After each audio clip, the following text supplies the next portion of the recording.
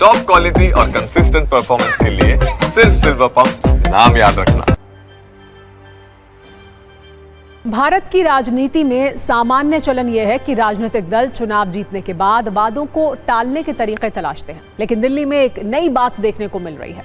BJP ने चुनाव से पहले वादा किया था कि अगर दिल्ली में उनकी सरकार बनी तो यमुना साफ की जाएगी और सुंदर रिवर फ्रंट बनाया जाएगा। अभी सरकार बनी नहीं और यमुना नदी में बड़ी बड़ी मशीनें दिखने लगी हैं और दावा यह किया जा रहा है कि उपराज्यपाल की अगुवाई में मशीन मोड में यमुना की सफाई का काम शुरू हो चुका है। यमुना नदी से कचरा निकालती हुई मशीनें दिख रही हैं। ऐसे में कुछ सवाल हैं। सवाल यह है कि क्या यमुना की मौजूदा सफाई तात्कालिक लाइट कैमरा वाला एक्शन है या लॉन्ग टर्म प्लान का हिस्सा है? अगर यमुना की सफाई लॉन्ग टर्म प्लान का हिस्सा है तो यह काम चुनाव से पहले शुरू क्यों नहीं हुआ? और तीसरा सवाल यह है कि अगर यमुना की सफाई हो रही है तो इसे पूरी तरह से साफ होने में कितना समय लगेगा? इन 3 सवालों पर हमने सत्ता की एक कुंजी तैयार की है, जिसमें आपको गंदी यमुना पर हो रही राजनीति भी साफ साफ नजर आएगी और स्पष्ट समझ भी आएगी। सबसे पहले यह समझने की जरूरत है कि यमुना में हो क्या रहा है।